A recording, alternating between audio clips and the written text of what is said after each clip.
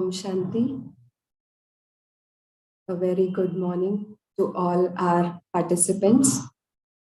Today, it is a beautiful day as I take this opportunity to welcome you all for our 10th anniversary of SiT retreats.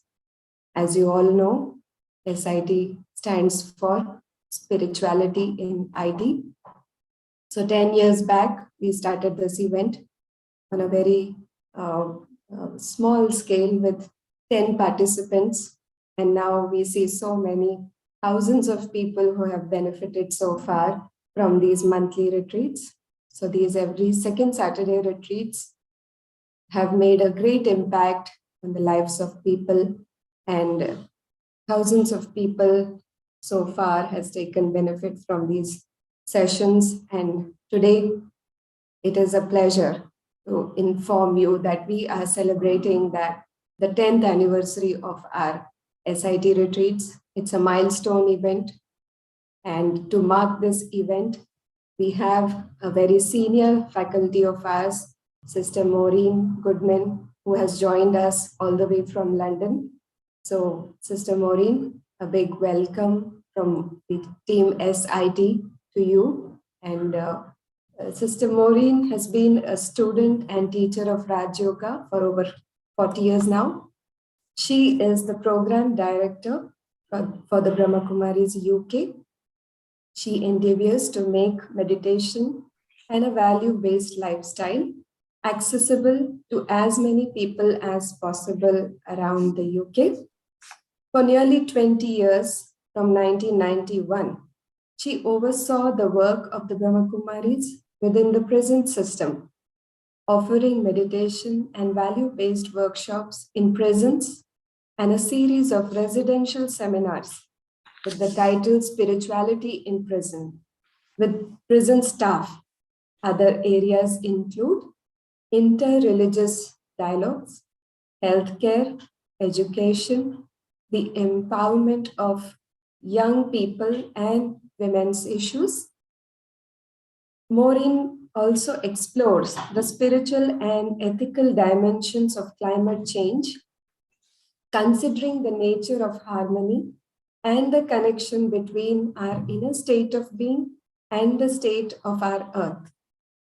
Maureen is on the executive circle of the Spirit of Humanity Forum, hosted by the city of, I don't know how I should pronounce it. Reykjavik. Thank you, sister. Capital of Iceland. Okay, capital of Iceland city. The forum creates a safe space for self-exploration and dialogue among leaders to discover new ways to move forward based on deep human values. So this is about Sister Maureen, and on a personal note, I was very fortunate to have some close interactions with her during my visit to UK some years back, and I feel she's a very sweet, loving soul whom I could feel very comforted in her presence. So thank you, sister, for joining us today. It's a pleasure to have you. On behalf of the entire team, I take this opportunity to welcome you. Over to you, sister. Thank you. Thank you for the kind introduction, Shivani Ben. And yes, I remember the times we spent together in London, in the UK, but also a very great congratulations to yourself and to the whole team for the 10 years anniversary of spirituality in technology, in IT.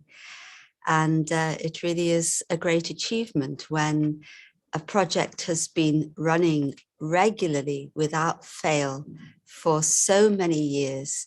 It's given a consistency, it's given a security, it's given a foundation for so many. And we know that IT is so important in our lives. You know, everything runs on IT. And of course, we would just think about emails and the web and so on, but actually all our systems, all of all aspects of society, whether it's the healthcare system, whether politics, anything, everything relies on IT. And so it's so important to our society, the infrastructure of our society. And so for those who are working in IT, to really have that work-life balance, to be empowered, to keep that inner spiritual stability is very, very important. It's not just important to those individuals, but it's important to all of us, actually, because we're all working together and we all affect one another in everything that we do. And I really love this concept that the world is truly interconnected. You probably know about something called chaos theory, which says that if a butterfly flaps its wings in China, there's a hurricane in South America.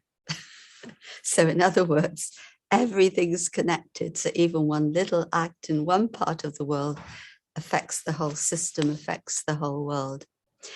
And so I'm very honored to be able to be with you all and to be able to share with you all.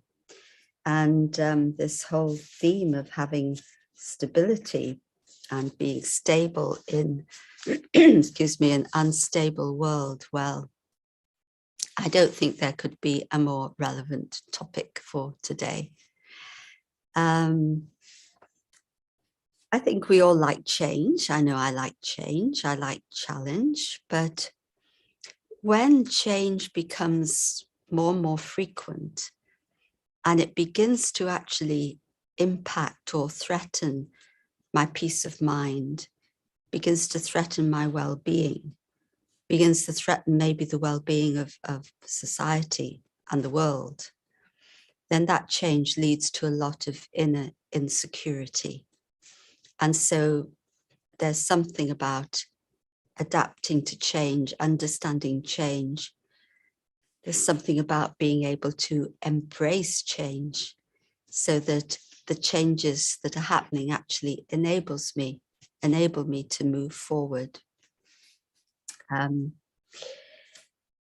think one of the greatest challenges, as has been mentioned, is of course the environment. And I was at COP26 in Glasgow just a few weeks ago, seems a long time ago now. And of course, I think we all know that our governments are not doing nearly enough. And yes, amongst the NGOs, the non-governmental players, a lot of things happening and a lot of effort being put in to help people. One is to, of course, adapt to the changes, environmental changes, and these changes are huge. Lifestyle changes are huge, but to also be able to develop that inner resilience to be able to cope with change. And yet on the government level, there seems to be a kind of disconnect between what is really needed and the decisions that are being taken. Anyway, I'm not here to talk about all of that. It would take a long time. But there is something now, a recognized syndrome called climate anxiety.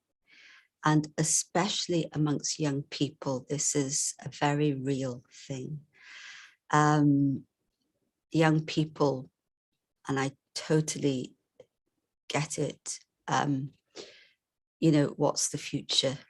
Seeing the future, a lot of anxiety. It's difficult to see a future. And I know the forum that was mentioned at one of these forums, somebody said two things I remember, well, many things, of course, but in this context, you know, we can't say future generations. We're here now. It's the now generation. We are all here together. The other thing that was said, and of course we talk about sustainability, this person said, if I were to say that my marriage is sustainable, what kind of marriage would it be? You want something more. We want human flourishing. And so that's where we need the inner work, because as we do that inner work individually, collectively, it has a huge impact on our world. And of course, COVID, such a massive change that we've all been through over the last about 2 years now, over 2 years. And I know India has been through so much. And I just know how resilient all of you are. It's just amazing. When a disaster strikes in countries like India, the impact is not as huge as it would be on people who are so dependent upon material facilities. And so the resilience, I've seen it for myself. I've visited India. I can't even count now. I've been coming to India for well over 40 years, mostly twice a year, sometimes even more. And so India is very much in my heart, part of my heart. Or let me say part of my heart is in India. So I'm waiting to come back again. But the resilience of the people is just amazing, just amazing. But still more to do, isn't there? More to come. And, you know, on a day-to-day level, the people we deal with, the volatile personalities, you know, sometimes somebody is quite calm and okay with me one day, and the next day they can be insulting me and they can be angry. And you think, what's going on?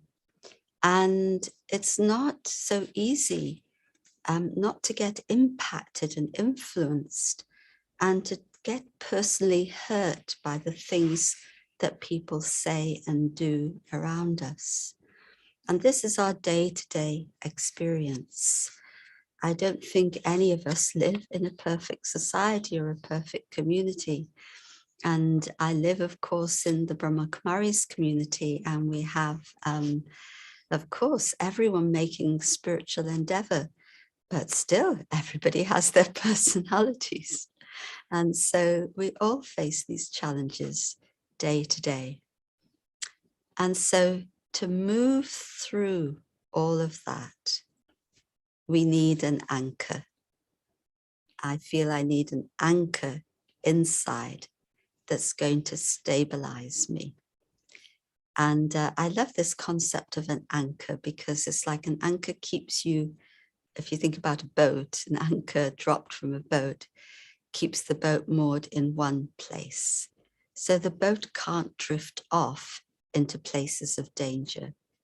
So of course, it's an analogy for what's happening internally in our consciousness, and particularly in our minds.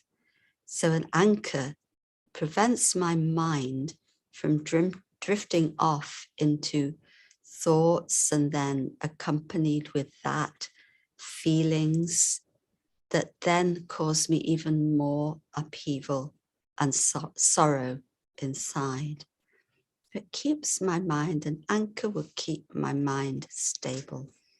It keeps the boat close to the shore where there is safety. And also, you know, what does it mean by safety? When I think about life as an ocean, and I think about I, the being in this body, the human being, as the boat, I say to myself, well, the boat, it's very important that the boat is in the water, but the water shouldn't come into the boat. So what happens when the water comes into the boat? The boat sinks. So let me be in the water of life, navigating my way, but let me not be so overpowered by all the influences around me, so that literally I begin to sink inside. I feel like I'm drowning in a sea of unhappiness or negativity or anger or whatever are the negative experiences that come to me, that arise in me. And so, yes, we need anchors. And I was thinking, yes, anchors in plural. We don't just need one anchor. I think we need more than one anchor. And there were 3 anchors in particular that really came to me and I know are meaningful in my life. And so one is understanding. Second, acceptance. And the third, compassion. And I'll explain why these 3 and what they're about. And of course, understanding, very, very important. I need to understand what's happening around me and to understand the people around me. And of course, to do that, I first of all need to understand myself. And I know many of you have been involved in some of the Raj Yoga teachings and have heard many things. And so you'll be aware that, yes, when we say the self and we ask the question, who am I?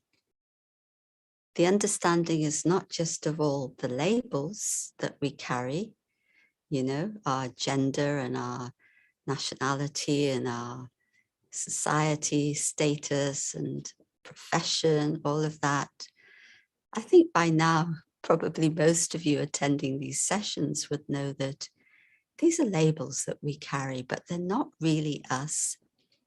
And they don't define us, and they mustn't define us.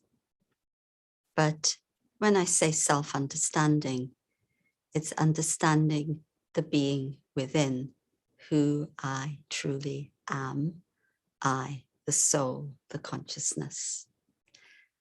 And of course, there are many layers to that consciousness. And on the very external level, yes, consciousness is only of the labels. And, you know, where somebody is very caught up in their label, or even one particular label, then if anybody threatens that, they can get very angry and very defensive. And I remember once in one of our talks, one of our elder sisters, one of our daddies had come here to the UK. And it was in a talk and somebody asked her daddy, what would you do if somebody stood up in front of others or in front of many others, accused you of something? What would you say? What would you do?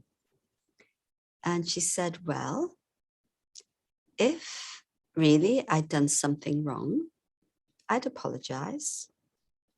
If I hadn't done anything wrong, I'd just ignore it. And that answer really touched me. I said, that's an answer of real self-respect. That's an answer of real dignity. Because when somebody insults you, actually, they usually insult the label, don't they? You know, oh, you're no good at this, you're no good at that, you made that stupid decision, why did you do that? I think we've all heard those sorts of accusations in our lives more than once. And so we're being attacked in a way for something that's very external. And so at that moment, I could see, I understood that if I hold on to my real identity, that real deeper self-understanding, I can stay with that dignity. I don't have to take in the sorrow or the insult.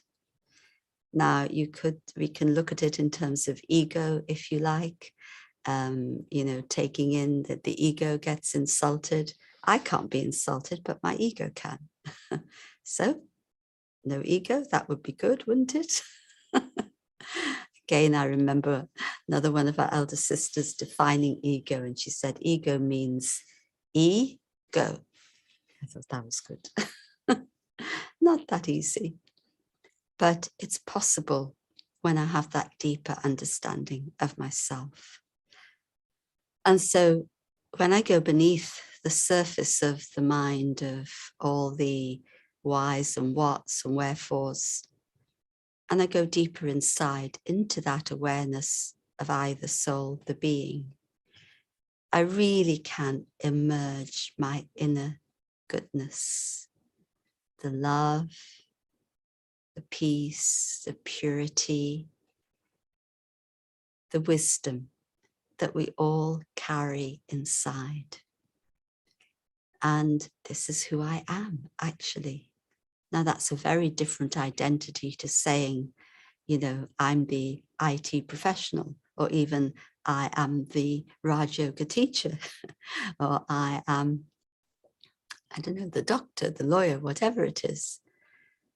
Just being in my true self gives me back so much dignity. And I remember an experience I had being with, working in office with someone, and she was not very nice towards me, and it used to really affect me. And I used to go in the morning and I'd say, good morning, and she'd turn her face in the other direction. And the thing is, I would carry on being nice to her, more and more nice to her. And she would carry on. What was the result? She'd be more and more horrible towards me. And one day she said to me, you never give up, do you? And you know, one day, it was amazing. I was sitting at my desk. I looked across the room. She was sitting, writing, head down. And it was like internally, I asked her a question. What do I want from you? What can you give me? And then I answered myself, nothing. I have everything inside. Why am I begging? And suddenly, literally, I saw myself like a beggar, begging for her self-respect, begging for her love. And I said, why do I need to do this? And honestly, that moment freed me. And many things began to change in my life. But certainly my relationship with this person changed a lot. And I stopped taking in the sorrow, because in that moment, I again started to respect myself. I again had my own inner dignity back. And I remembered who I truly am. And so because of that self-respect, she began to respect me. Very, very different. And I learned whatever we give out comes back to us. It's like an echo, isn't it? If I really don't recognize the goodness within, and I stay stable in that anchor of my self-understanding, how on earth are others going to respect me? It's just not possible. And something in one of our teachings, which I've never forgotten, it said, you know, it talked about violence, and it was about how the first violence that we do is to ourselves, the violence of suppressing our own inner goodness, the violence of suppressing our real selves. And so then, of course, everything else comes from that. So if I'm not living in my inner goodness, my true identity, somebody insults me, I get angry, this is mine, this is yours. Well, you can see, you extrapolate it and it comes to war. What's war about? Yours and mine and territory and, well, so many things. Not understanding the other, not accepting the self. So understanding is so key. And when I have that self-understanding, I begin to understand others. And I begin to be able to also put myself in their shoes sometimes. So when somebody is angry towards me or unhappy around me, now I think to myself, what is happening for them? What is making them unhappy? Instead of taking it as an insult and that now I have to retaliate, how can I help them to feel better? So the response is not anger, the response is love. The response comes from the being within. And that love is so transformative. When somebody throws stones at you, offer them flowers. In other words, be loving in your approach. And again, the story when somebody was very angry at me about something, and I just said, okay, you don't need to speak to me like that. I have love for you. Oh, they were angry. And I thought about what they said, and I thought, okay, one thing is true, I need to change. Two things, it's their things and it's to do with them. But I kept my dignity. And the next day, they apologized to me. I'm so sorry. How could I speak to you like that? And I said, don't worry. We've known each other a long time. Let's forget it. And so because I responded with love, everything was fine. The relationship didn't get disturbed. And love really does the magic, the love from within. Not the love that wants love in return, the love that is truly giving. And so understanding really helps us to move through life, understanding ourselves, understanding others. And that leads very quickly to our other anchor, which is the anchor of acceptance. And I found this so, so helpful when things happen to you. And I've had a recent happening, a fall and various things. But because I've been able to accept it, I've been able to move through it minute by minute, hour by hour, day by day. I've accepted the situation, which has made a difference to me at the moment, but still I'm very happy to be here with all of you. I've accepted the situation. And so that means that I can keep myself happy and peaceful on the inside. And so there's a big difference when something happens to you and then you become miserable. Everybody becomes miserable. So what's the benefit? Something happens to you, you stay cheerful, you accept, and then others around you also feel happy. And that helps the healing process, whether it's physically or emotionally or mentally. And today people are going through a lot of emotional upheaval. We know that mental illness is hugely increasing in the world. And so I need a lot of emotional stability myself. And it's this anchor of acceptance of what I can and can't do physically, but yet I would say in terms of what I can or can't do spiritually, in terms of how I can give to others, support others, encourage others, there's no limit to that, because there's no limit to those beautiful qualities within the soul, the being. There's no limit to my inner goodness. It's absolutely pure, absolutely available anytime. But yes, I may be limited in what I can do, and COVID is limiting us at the moment, but I accept and I can carry on. And so accepting the situation, and I can begin to keep mental stability, because then my mind is free. It's not occupied with questions. Why is this happening? When will it finish? What's going to happen next? These questions cause a lot of instability inside. So when I free myself from these questions, I can then say, okay, how can I use my mind more creatively? I have a lovely example of somebody who's actually a civil engineer and who was working in the IT field. as well in relation to that.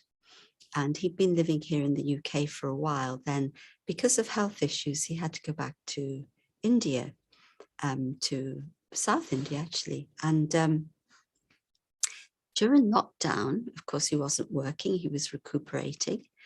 And so he decided to retrain. And he's now got his City and Guilds certificate as a chef. Well, not as a chef, as a baker and pastry maker. And he's come back to the UK for a visit for a few months. We're all benefiting. He's become a master pastry maker. And Shivani may know who I'm talking about, I don't know. But amazing. And there's positivity for you. Health issues, COVID issues. It could be lots of reasons for instability. And yet he's used his mind well and creatively. So there's always opportunity if we keep stable. And I think many of you will know that in Chinese, the letter, Chinese characters, words like whole character means a word, and the character for crisis in another context also means opportunity. So acceptance enables me to turn a crisis around into an opportunity. And then, yes, our third anchor of compassion. And why I feel this is an anchor, because this is a quality which is born out of our inner love. It's a quality of giving. It's a quality that enables us, I feel, to have some meaning and purpose in life. And so it's fine being, meditating, being aware of my inner goodness and of, enjoying my inner being. But we live in life, we live in society. How do I interact? And I feel this concept or this awareness of compassion makes that connection between the goodness going on inside and the impact that that goodness can have, not just on my family, my workplace, the people around me, but on the world. And we're in a very unkind world, and the world needs kindness and compassion right now. And so let us think about this. What does compassion mean? It doesn't mean that, I used to think myself that it meant taking in everybody's sorrow and suffering and feeling the same as that person. Now I understand it doesn't quite mean that. It means deep understanding and respect for what a person is going through. And until you've been through something yourself, how can you really understand? So that's why I say respect. You can't say to someone, oh, why are you worrying so much about this? Or you're not in their shoes, right? So compassion means understanding, respecting where the person is at. And then that thought, what can I do? What can I give to help make this situation better?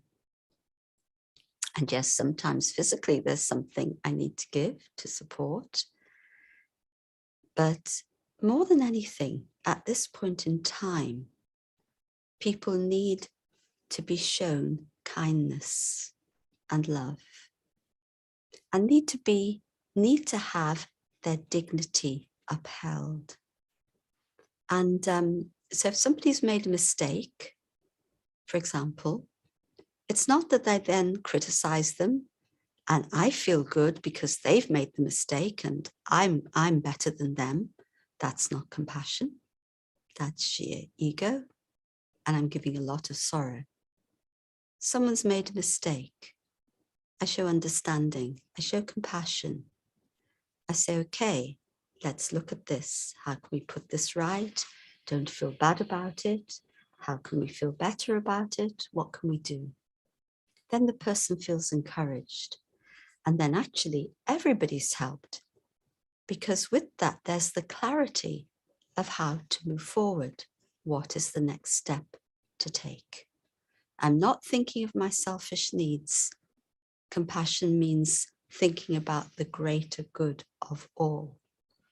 And when we work in this way, it gives us, as I said, a lot of meaning and a lot of purpose in life, because I'm now working truly from my inner goodness. And anchor, and for me, I know compassion very much, more and more, I feel is becoming an anchor in my life. And it really, really helps me to feel that I'm making a valuable contribution to society. And so let me always endeavor to show that kindness and compassion, but also what happens then is, because there's a loving rapport through that, a loving relationship, if there is a need to help someone to see how they can do something better, what it is that they need to change in themselves, then by having that loving relationship, you're able to tell them and help them and support them so that they too can begin to change. So compassion is actually a very active form of love that enables change to happen. And I just give you, and as I said, it upholds dignity. I just give you one little story of that, and then it'll be time for our meditation.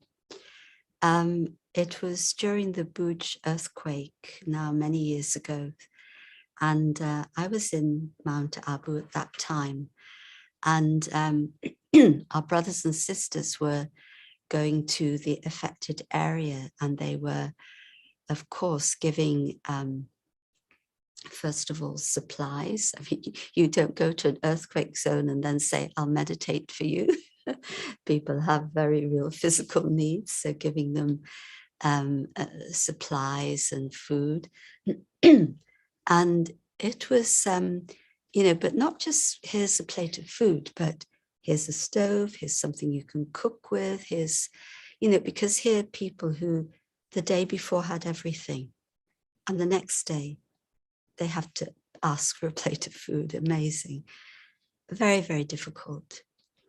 And when they came back, one of the sisters, the doctor, was recounting, she said, one of the people said to her that when you people come to give to us, we don't feel as if we lose our dignity.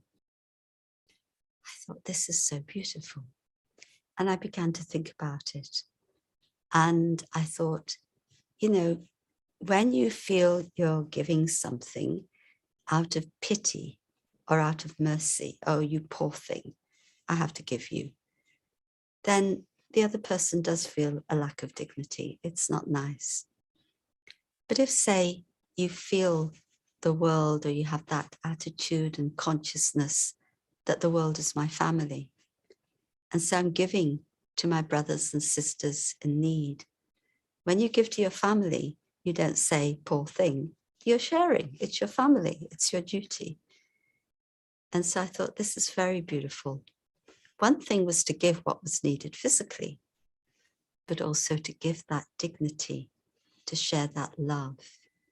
This was actually just as precious. And so compassion, a beautiful anchor in life. Doesn't mean that you're soft. You have to say what you need to say, but it's how you say it, how you do it. That's the key. And so, yes, I hope we can contemplate on these three anchors of understanding, of acceptance, of compassion. And this really gives us a lot of inner stability and the ability to navigate our boat through life. So now I think it's time for a few minutes meditation, reflection. So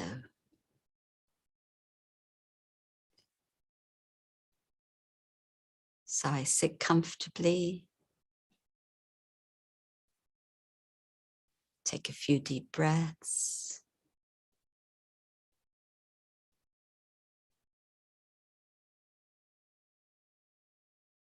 And I go on my journey within.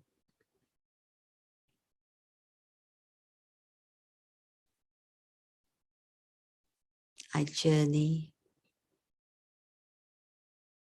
beneath the layers of my mind, going here and there. I go deep within to my true self.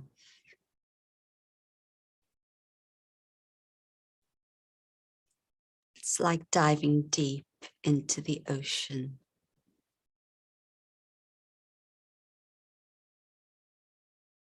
The rough waves are at the top, on the surface, but in the depths of the ocean, there is silence.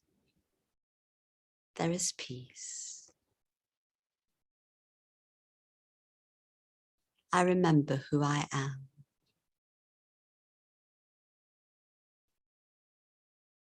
I am a being of peace.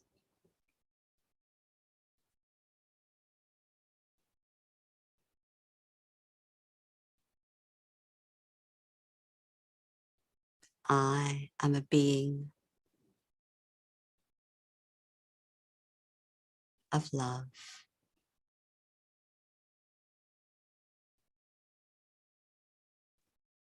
I am a being of wisdom.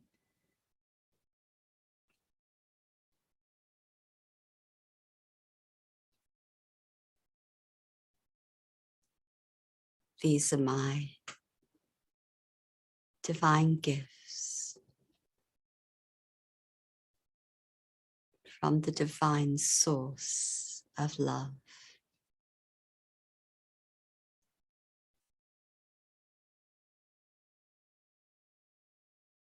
I recognize my inner goodness.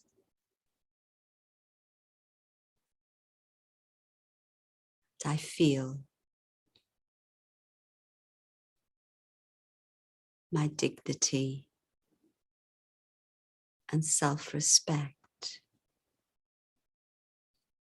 return to me.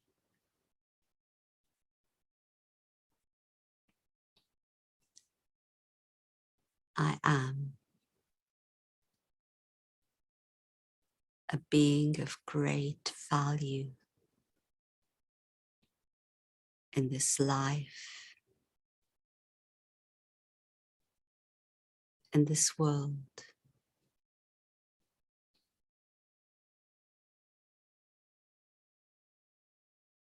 My life has meaning and purpose.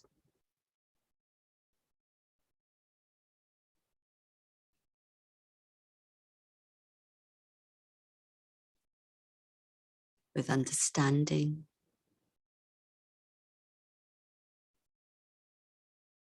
with acceptance, with true compassion.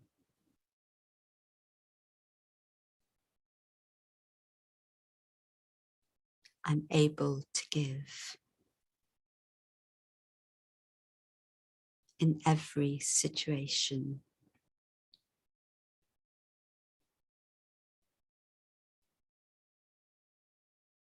I'm able to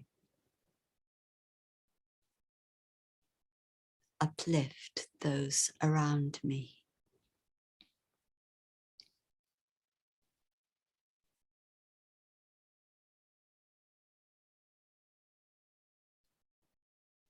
As I send those vibrations of love and compassion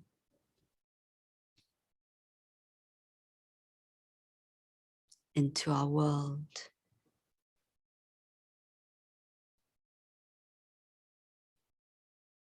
Together,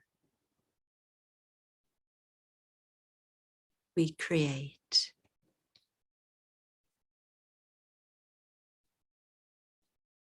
a better world for all. A world where all can flourish.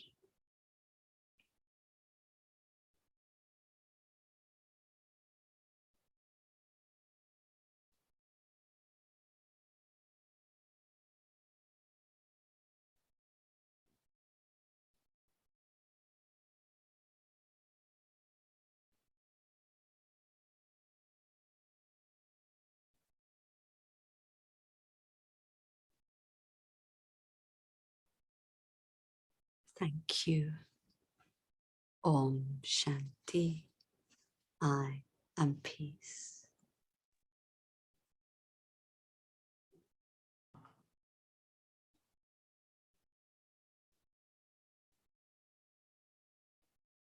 Thank you so much, Sister Maureen, for that beautiful session and, of course, a beautiful experience during meditation. I'm sure all the participants have had these beautiful, tranquil moments to reflect on yourself and on the session today. Beautifully, you have explained about the three anchors, which was understanding, acceptance, and compassion.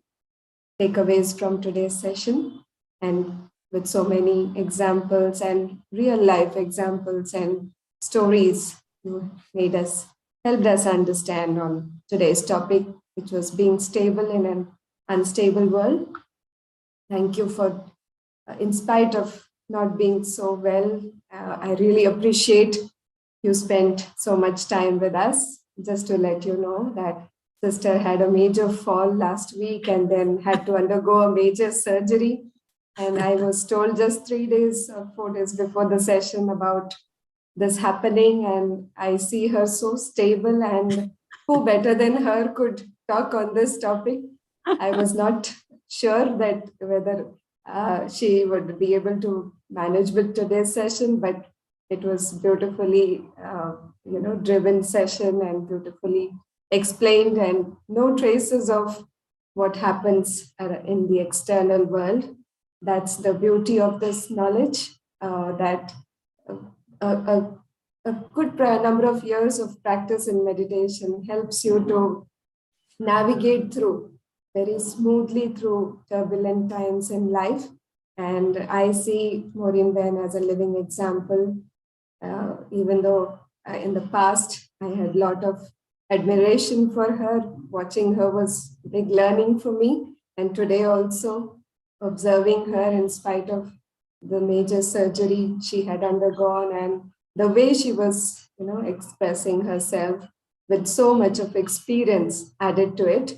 So really love the way you took the session today, Sister. And I really, really, from the bottom of my heart and from the entire SiT team, I really thank you for your words of wisdom. And I'm sure all your takeaways or on the anchors which you mentioned today would help people to stay stable during during the turbulent times they face in life, or they have been facing in life. So now, Thank you for the opportunity. I really appreciate it. Thank you. Yes, and it's so early in the morning from London. I understand it's 6:30 a.m. and you have joined us at this point of time, having some physical issues also. A lot of appreciation and good wishes to you, Sister, from all of us for your speedy recovery. I'm sure these blessings from all of us would help you get better soon. And now I would like to share the anniversary report like we do every year. we have been conducting online sessions after COVID, and this year, this year, we started on. Actually, just wanted to quickly brief you about the idea of SiT and how the journey actually started. So, next slide, please. Yes, the seed of SiT was sown in the year 2011 at Hyderabad. The first SiT retreat was conducted in May 2011. Actually, we started planning for it in February, and then from May, officially, we started our programs. In February, we had for a very small group of people from Infosys, which were like our neighbors, where our Shanti Sarovar, our retreat center is. It's next door to our retreat center. So a small group of people came for an event called Treat, Meet and Retreat. It was like a treat from one of the employee of Infosys who was also practicing Raja Yoga meditation. So he planned to give a treat at our retreat center. And since there, the thought of having such events for IT professionals on a regular basis started. Many people who were part of that treat, they came back telling us that, why don't you do something for us? Because this is so close to Shanti Sarovar. So that's where it all started. Then go behind. Yeah. The program later spread to Delhi, Bangalore, Chennai, Pune, Mumbai, Kolkata, and many other cities. There, with the same title SiT, taking inspiration from the Hyderabad retreats. Many other cities also started doing regular events for SiT program. Then annual conferences were also held at the headquarters of the Brahma Kumaris at Mount Abu. Yearly once, post-COVID, we had conferences during the month of November or December. And that was also very much liked and appreciated by the IT sector people. Then about SiT, to be very precise, it was conducted by the IT team of the Brahma Kumaris. The intention of these retreats is to make simple yet profound principles of Raja Yoga meditation applicable to IT professionals and accessible to them so that they can lead more productive lives. So, yeah, we achieved this. We achieved this by introducing the basic concepts of meditation and spirituality in a very gentle, interactive, and practical way. Next slide, please. So SiT retreat helps people to stay calm under pressure by rethinking our mindsets, to understand yourself and harness your inner potential. The main idea behind these retreats was to focus on the self and how to bring about your inner potential, and to apply various principles of spirituality to overcome difficult situations. So through these sessions, people were given tips and tools to overcome spiritual tips and tools to overcome different difficult situations in life and to handle different people related issues at workplace that we face at your workplace. Very practical examples were also given in these monthly retreats to improve efficiency and effectiveness and thus productivity of an individual. That's where we aim at in these retreats. And these retreats include sessions which happen every second Saturday of the month, thought-provoking sessions by experienced practitioners from around the world. The plus point of COVID was that since our sessions were happening online, we could take benefit from many good faculties of the Brahma Kumaris from around the world. And we were fortunate to get few of the most sought after speakers in the organization for these monthly retreats. So that ways the participants benefited a lot from different speakers from around the world. So they were life-enhancing interactions among like-minded professionals, deeply soothing and elevating meditations like the one you had just now, the experience. So all the sessions generally end up with a few minutes of meditation, which was like the highlight of the session. We got very good feedback always on the meditation part. So it had a great impact on the minds of the people after the session. So in short, we cherish spirituality through these retreats. Then the highlights of this year were around 700 plus participants benefited through these monthly webinars throughout this year. Apart from the monthly sessions, various webinars were conducted by experienced meditators on applied spirituality at companies like Bank of America, Infosys, Salesforce, etc. Before COVID, we used to go in person to many other companies also like TCS and many other IT companies. But after COVID, these were the companies who were frequently inviting us via Zoom calls to have to conduct sessions on a regular basis. So both national and international speakers thank you. conducted. Both national and international speakers conducted the monthly SiT sessions, and we got very good feedback from the participants, which helped us design these sessions in a better and effective way. Some of the topics which we have covered in this year are like future thinking for a world reimagined, release and realize your potential, adversity quotient, and to name a few.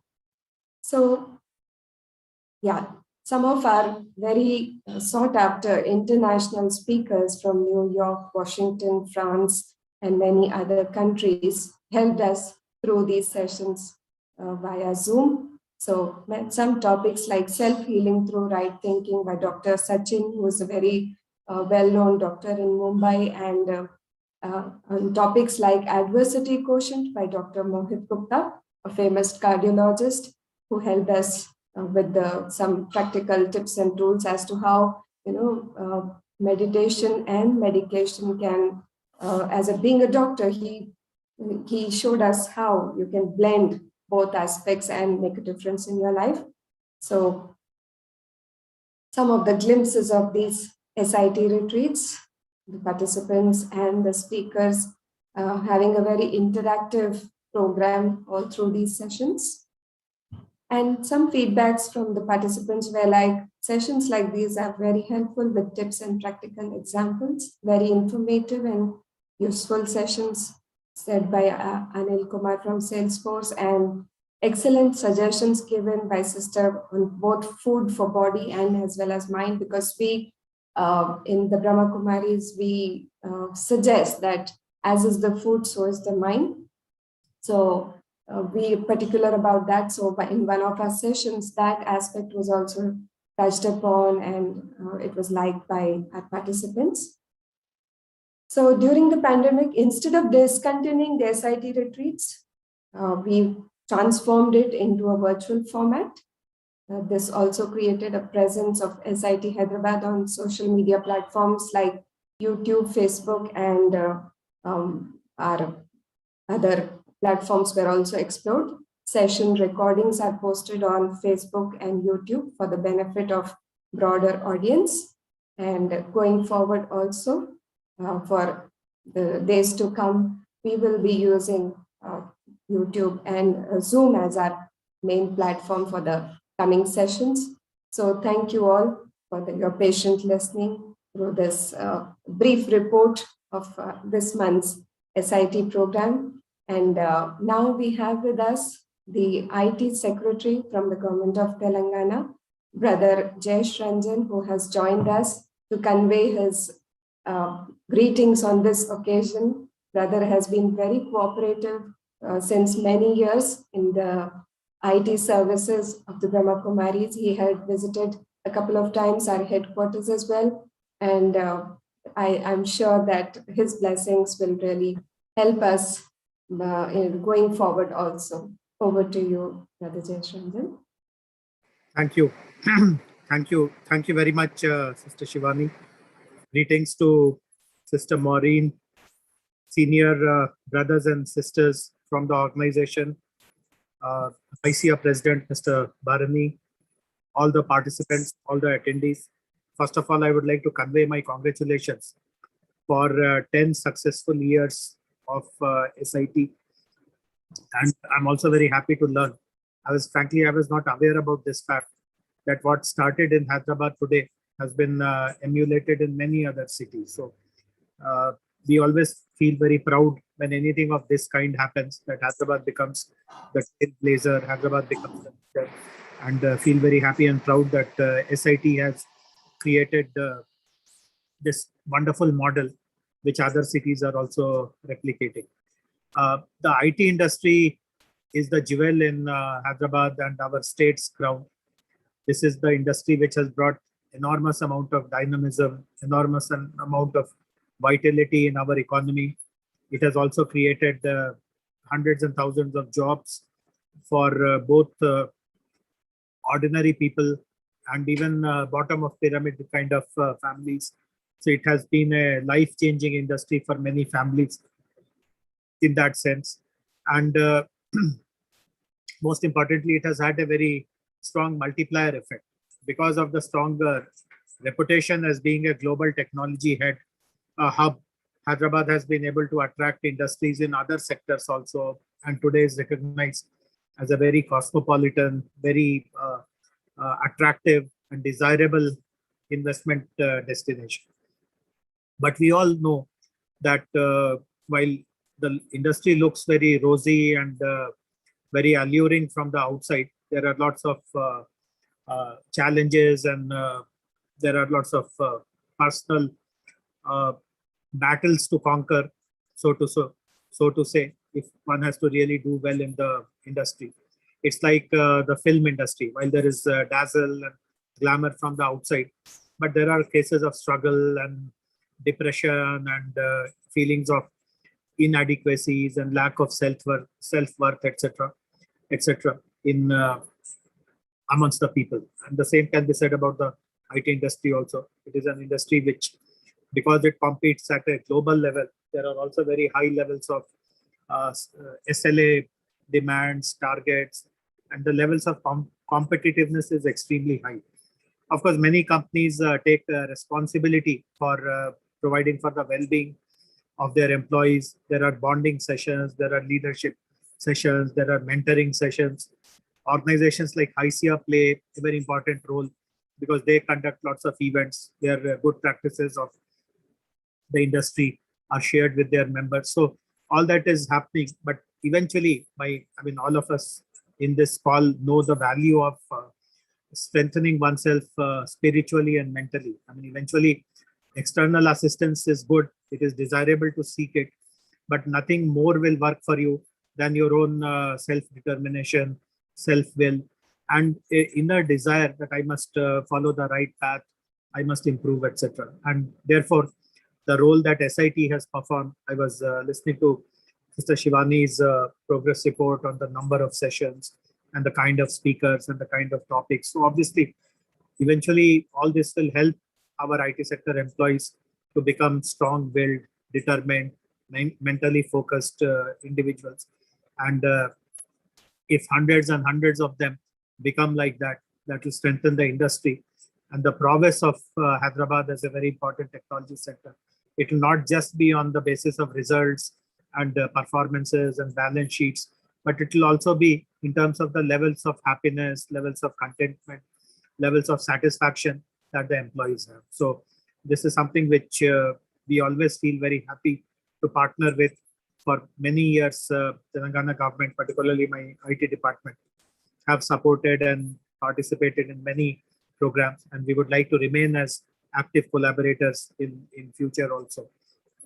The other point which I wanted to tell you, tell the Hyderabad Center leaders in particular, is that in the last about 18-19 months or so, ever since the pandemic started, when the lockdown really started from March of last year, we have seen something else also which is very remarkable and which is very heartwarming.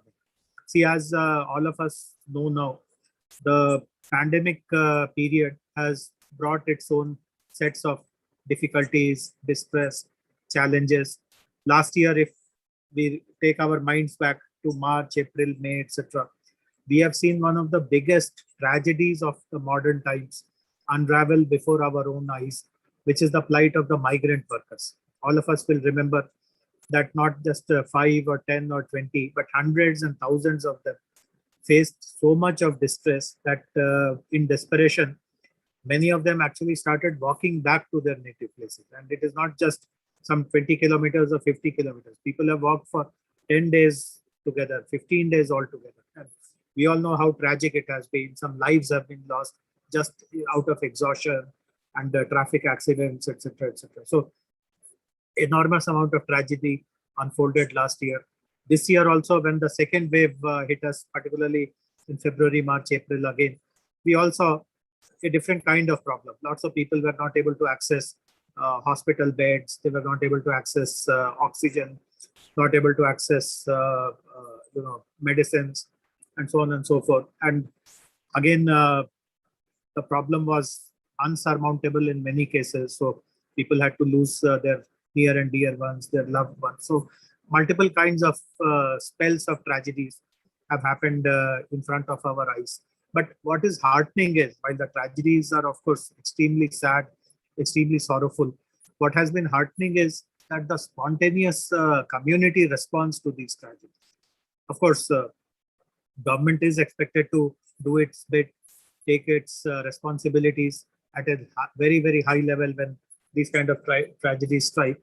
But we saw that the level of tragedy was so much that even a commonest kind of person came out to support the migrant workers last year, the victims of scarcity of oxygen and medicines and beds in the second wave.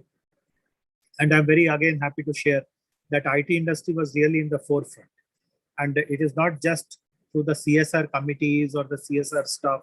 I mean, I have come across so many cases where the individual members of the IT industry, they are not told by anyone to do it. They are not part of any kind of charity group or social group, just because it was important to do so, just because there was so much of distress and misery around them. The goodwill inside them came out, and they actually stood up. They, whatever savings they had, they contributed money. They kind of arranged for food. They kind of arranged for medicines, and there is so much of outpouring of goodwill, so to say. And this goodwill was not just symbolic. It's not just lip service that I feel sad about the migrant workers, but I don't just do anything. I mean, this was goodwill translating into action.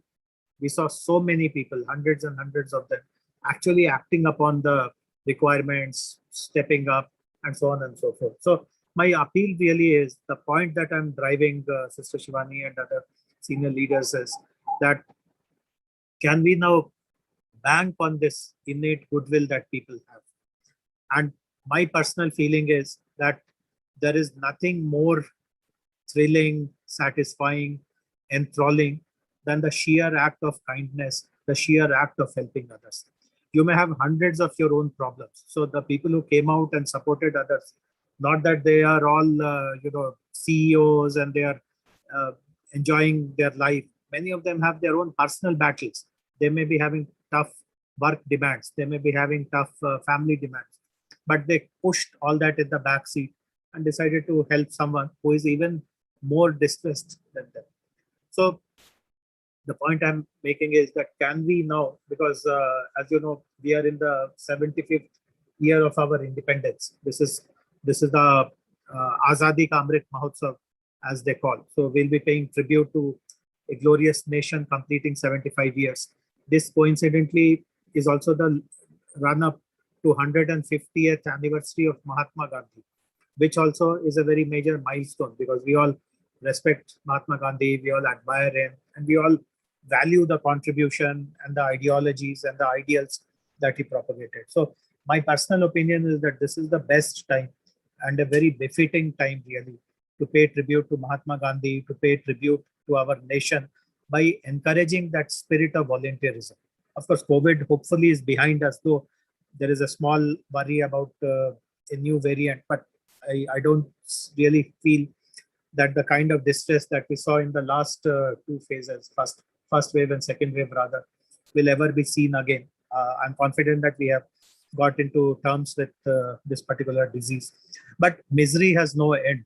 I mean, while global level pandemic may not happen, but individual cases of misery will continue to remain in the society as long as there is inequality between people. You will still find homeless people. You will still find child labor. You will still find extremely destitute, elderly kind of people who are begging at the traffic signals.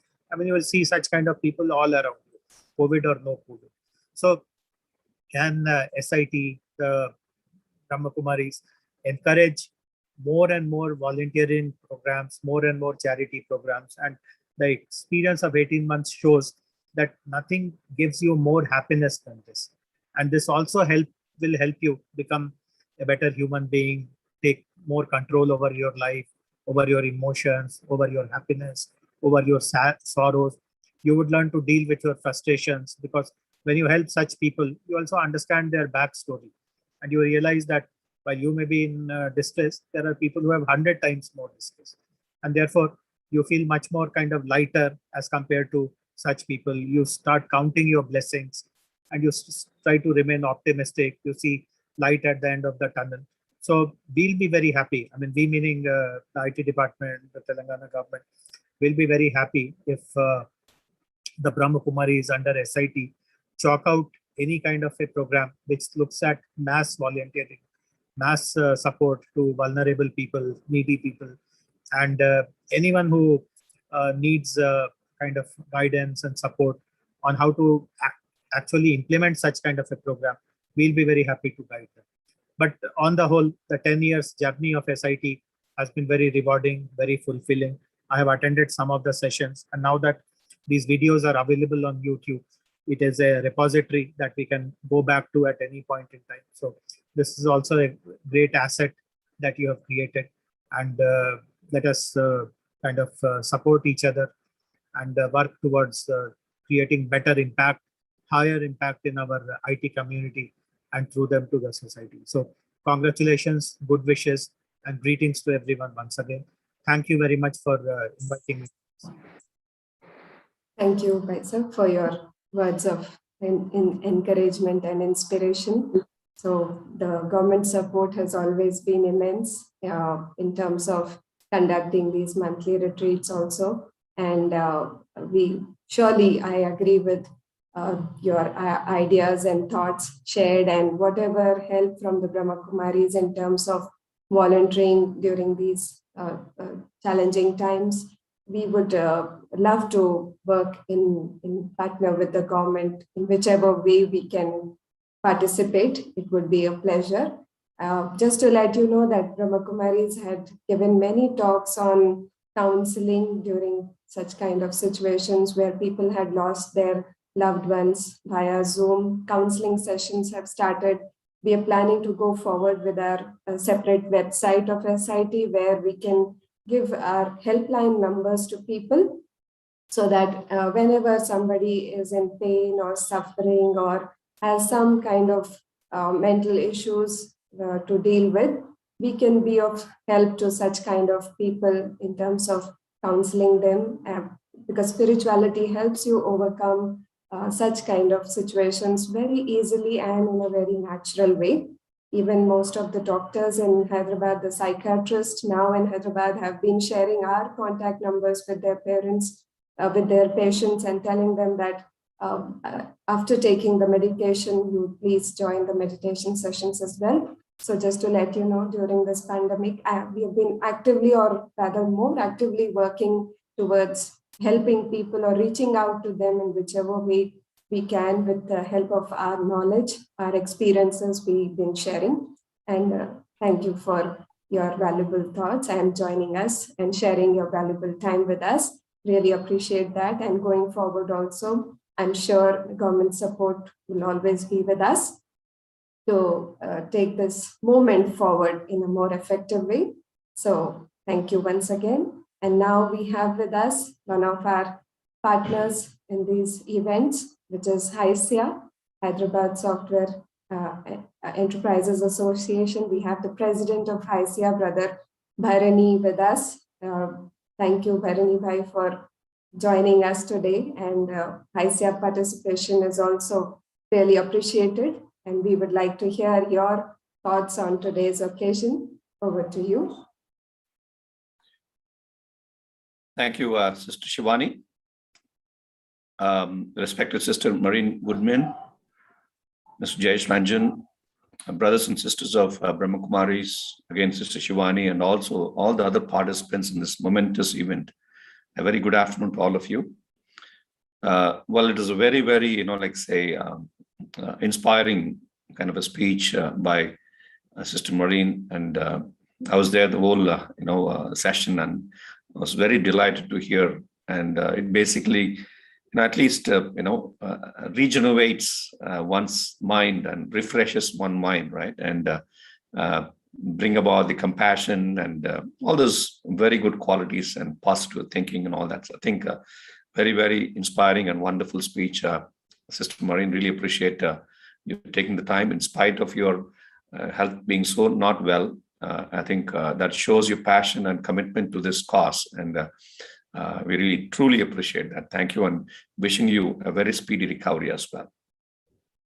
Firstly, on behalf of Hyderabad Software Enterprises Association and on my own personal behalf, heartiest congratulations to the IT wing of Brahma Kumaris, all the brothers and sisters of Brahma Kumaris involved in this SiT program, and all the SiTians on the 10th anniversary of the SiT program.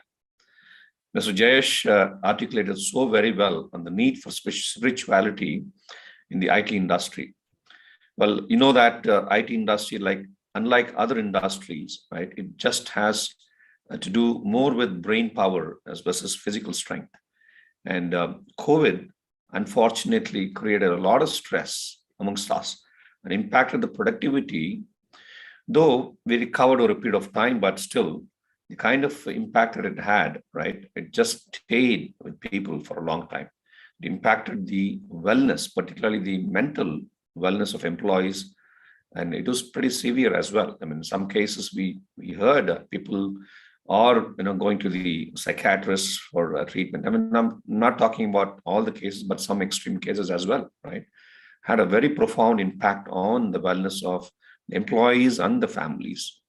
Spirituality during these challenging times certainly helped mitigate the situation. And those, I'm sure, the ones who are fortunate enough to have gone through the SiT program would have dealt with it with much more ease than people who not have gone through this program. I'm happy to hear the progress and the impact made by this program, SiT, particularly in the IT industry of Hyderabad. Glad to know thousands of our employees are benefited by this program, and this program started in Hyderabad. It's a wonderful, update to have, as Mr. Jayesh Ranjan observed. I'm also very, very happy to see that lots of many things happen in Hyderabad and then spread over other parts of India or the world. I'm very happy to share that I have undergone this program myself a couple of years ago, thanks to Sister Shivani, and a very persuasive kind of follow-up and said, please do join, it'll help. And I really appreciate your patience, Sister Shivani. You're a real model, and a symbol of patience, something which really inspires me all the time. The spiritual practices balances life and helps people to connect with themselves. My learning has been that it is about finding meaning, value, and motivation in one's work beyond paychecks and performance. It is about people finding a sense of oneness and togetherness in an organization as a whole. I can certainly say that the SiT program can bring about numerous benefits in employees and in the organization, such as improved overall well-being of employees, increased employee productivity, increased motivation and commitment, and job satisfaction, quality of life, the employee morale, reduced work stress, reduced employee burnout, employee turnover rates, right, being reduced, improved work performance. One thing I must definitely make a statement here, that Sister Shivani's daily morning messages on expression versus experience, I'm sure most of you must be receiving this, has become part of my daily routine. These messages relate to many aspects of our daily lives closely, particularly mine. Thanks, Sister, for those words of wisdom being spread every day to all those who are in need. And everybody, I'm sure, are in need of those words of wisdom. Many thanks for this opportunity to be with you all on this great occasion. And I also wish the SiT team many more years of service and positively impacting the lives of many. Om Shanti. Thank you, Brother Bharani, for your words of inspiration, and thank you for appreciating the daily thoughts. Just to let everybody know that we have been sending out daily thoughts to start your day, which is like food for your mind. So Brother has been following it for quite some time now, and I think it's benefiting him a lot. And I get very good feedback from all the remaining SiT participants also, who come back telling that it has really helped them get through the difficult times in life. These thoughts have made them or given them ideas to navigate through tough times in life. So I'm glad that it is being appreciated, and it's kind of making difference in the life of people. So going forward also, those of you who wish to receive these daily thoughts can write to my contact number, which is there in the chat box. You can mention that you wish to receive these thoughts, and you would be joined in these daily messages group. And it's a beautiful and healthy way to start your daily routine. And we have our presence on YouTube, on WhatsApp, and on Facebook. So those who wish to, follow or want to get all the updates about the upcoming retreats can follow us on our Facebook page, or you can subscribe to our YouTube channel, where you will get to know all about our happenings. So before we conclude, we will have few minutes of silent meditation again with Sister Maureen. We're very fortunate that she's around with us. But before we get into the conclusion part of it, we would just listen for a couple of minutes the experience shared by one of our participants, Sister Lakshmi, who's working with Bank of America. So we will listen to her experience. This is coming from the participants of the session. Om Shanti. My name is Lakshmi Prasanna, and I work as a lead analyst in one of the leading financial institutions in Hyderabad. And today I'd been asked to share my little journey with the SiT sessions. So I think it started way back in 2016 when I attended my first SiT session. And it is a coincidence that it was also another anniversary celebration that day. The main speaker of that session was Sister Aruna Ladva. And I was just sitting in the back seats of the auditorium. And when I heard the sisters and brothers speaking on stage about their experiences, I just had a random thought that even I would be sharing my experiences one day, standing over there on stage. And today I am before you all, not standing on stage, but sitting over here and sharing my experiences with the SiT sessions. So the session which was taken by Sister Aruna was very inspiring, because I could see that she was providing some very, very simple and easy solutions to our day-to-day life problems. And when I was thinking about it, I felt that we, being from IT, we always have complicated processes, procedures, and even for a simple problem, we tend to have a complicated solution. Whereas here, Sister was actually giving us some simple and easy solutions to each and every problems of our life. So that inspired me to attend the sessions on a regular basis, and I've started attending all the sessions that happened every second Saturday, and even the virtual sessions as well. And these sessions have actually helped me grow as an individual and deal with my life situations better, both at my work front and also in my personal life as well. So the sessions which are taken over here deal with the topics that we come across in our day-to-day life, something like stress-free living, overcoming overthinking, having better relationships, and then conflict resolution, and many such topics. So these sessions have actually given me the confidence to perform better in my workplace, and also they help me be a better individual and deal with my problems in a very better way. So along with these sessions, like we do conduct some sessions in our office every Friday or alternate Fridays. And we had speakers like Sister Shivani, Sister Sumalata, Sister Ruchi, Sister Ranjani, Sister Aruna Ladva, and many such excellent brothers and sisters who had come forward and spent some time with us, taking some valuable sessions for all of us. And most of the associates in our office have benefited from attending these sessions. So they also keep attending these SIT sessions on a very regular basis. And they keep asking us to have such sessions in office also on a regular basis.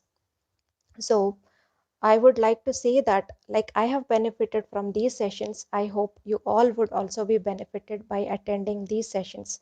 And thank you, Sister Shivani, for giving me this opportunity to share my experiences with SIT. Thank you all. Om Shanti.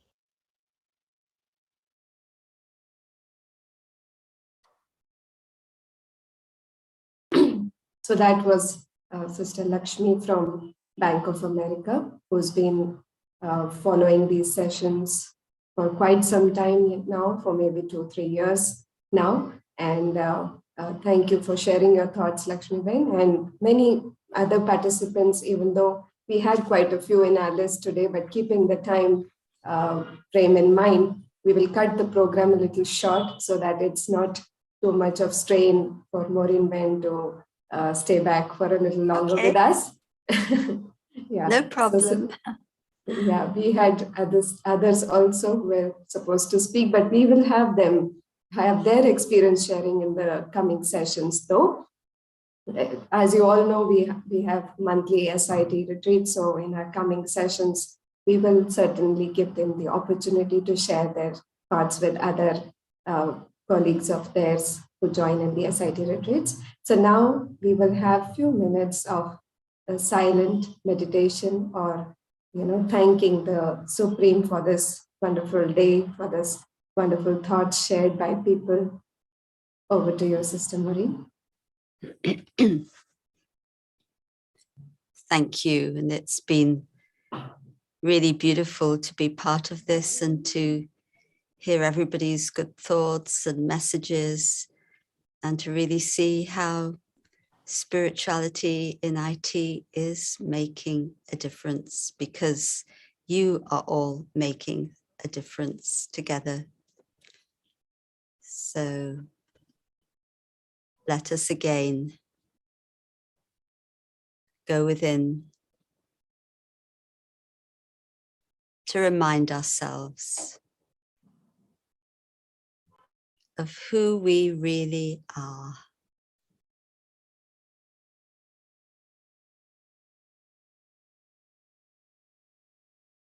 As I let all those labels drop away,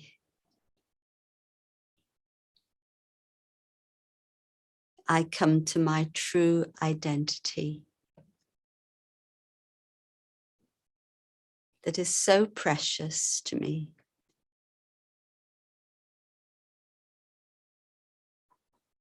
The identity of the being that I am.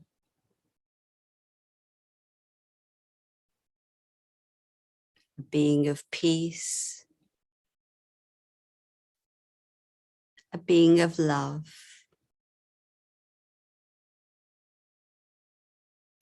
with innate wisdom.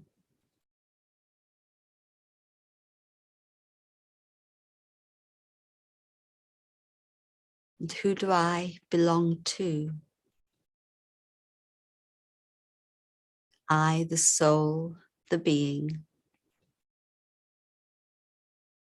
belong to the One Supreme,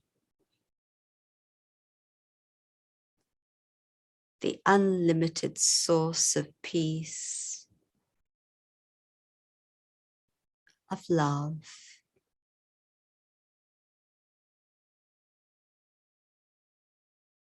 And belonging to that One means that I can draw on that unlimited source at any time with just a thought, I connect. The light, the soul, connects with the supreme light. Light to light. And a current of light reaches the soul. I'm filled with light. I'm filled with love. I feel safe in that relationship.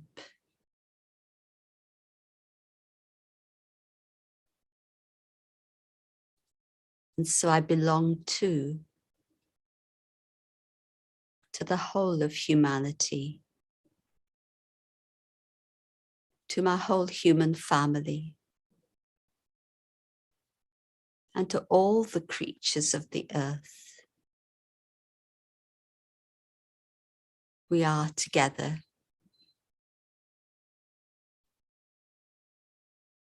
And in this awareness, I can be an instrument for God's love and light to reach the world, to reach souls in need, to reach the very elements of nature.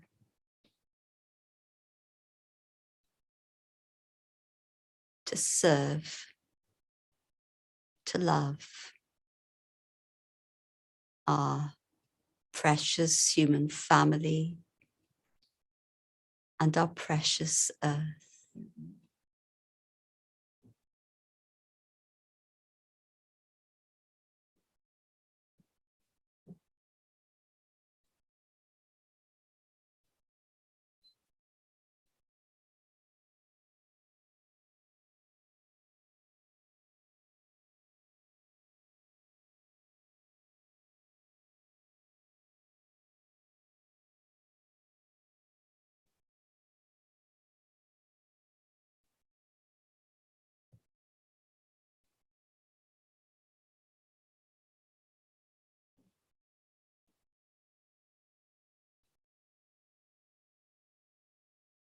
Om Shanti. I am peace. Thank you so much.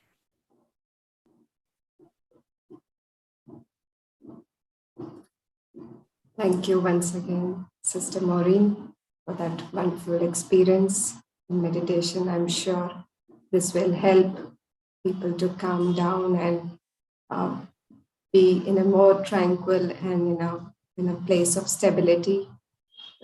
Thank you for your words of wisdom once again, and thanks for joining all the way from London at this point of time.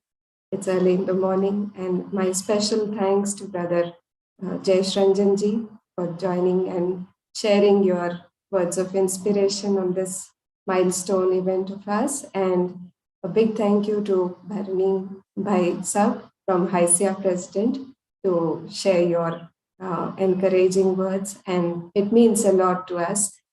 So thank you all the participants for making time to make this event a memorable one. And I'm sure today you will go back with these words or thoughts shared by Sister Maureen and reflect on that and see how you can make it a practice or a part of your life.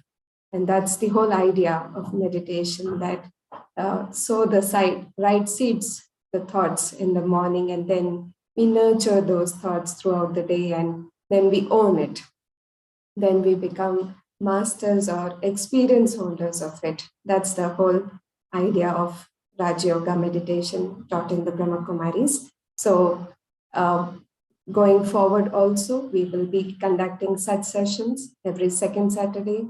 Those who wish to join can register, or you can send in your email IDs in the chat box, and we will add you in our invitation list so that you can take benefit from these sessions going forward also. And if you have any topics in mind also, you can always share in the chat box. We shall start our new year next year with some beautiful topics.